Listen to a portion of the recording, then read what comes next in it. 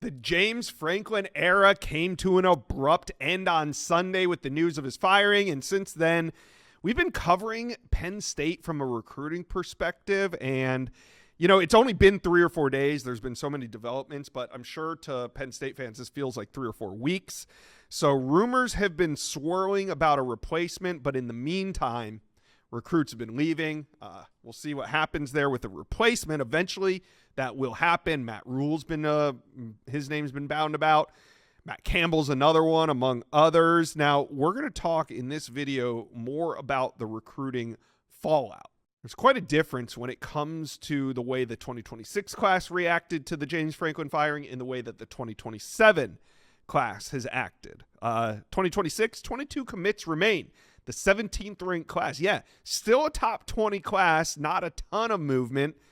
Nittany Lions did lose 2026 wide receiver LeVar Keys. He was the top-rated pass catcher in the class, but for the most part, so far, and it might not be over. Like I said, it's only been 3 or 4 days, but you got to assume a lot of those reactions, the decommits, are going to happen in the wake of the firing, and now that guys have had a couple nights to sleep on it, we'll see what happens. Now, when it comes to the 2027 classes, Penn State had one of the best in the country. That was before the weekend, and they had 3 recruits in the top 32. So if the 2027 class ended today, all 3 of them would have been 5 stars. You had Kamon Spell, Leighton Von Brandt, and Khalil Taylor, all inside that top 32.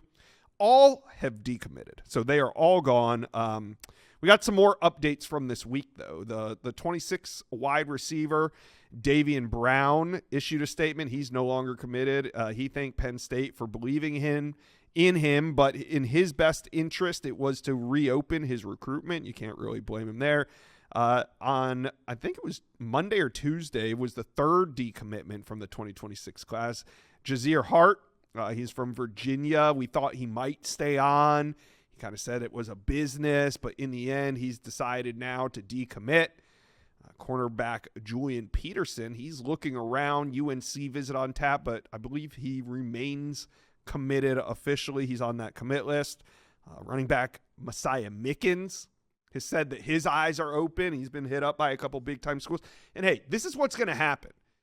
If you got good players on your commit list, like a Messiah Mickens, expect Georgia, Ohio State, Syracuse, and Miami to be in contact. I mean, that means you got some good players on your list. Also, offensive tackle Marlon Bright. He's announced he's committed, but he's exploring his options. I mean, that's kind of a common phrase used by some of these guys that want to, with 1 foot in, 1 foot out. But he comes at a premier position, not a lot of offensive tackle options out there. So there's no doubt that he's going to have a good bit of interest coming his way.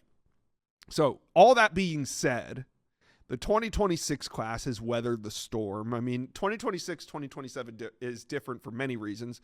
One reason that the 2026 guys might all stick is because there's a reason why they committed to Penn State, right? That's the program they wanted to go to. It wasn't necessary. James Franklin had a lot to do with it, but maybe there's other reasons, and maybe there's already been plans. Like your parents have rented hotels for your freshman season. They want to be at every game. So there's just different reasons. And also 2027, I mean, they got, 15 months until they have to sign, whereas 2026 guys, they're signing in early December. That first Wednesday in December is coming quick, and unless you plan on hopping on a plane and going to see a bunch of schools, you might just want to stick with your decision.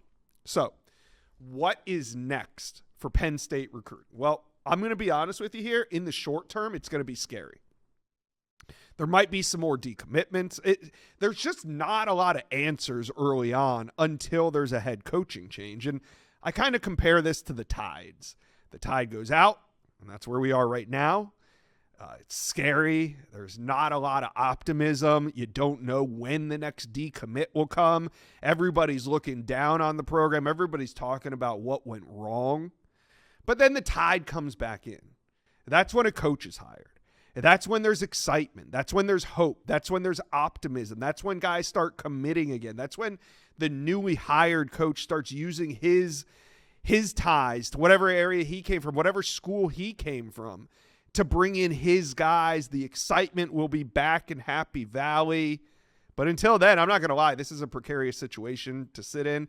especially for recruiting, because there's no leader. It's kind of a rudderless ship. I know there's an interim head coach and there's plenty of people on that recruiting staff, but let's be honest, they don't know for sure what their future holds. So they are going to do what it takes to represent the program in the right way in the meantime, while this gets sorted out. But really, until there's a new head coach, we could expect more decommitments. We'll continue to follow this thing.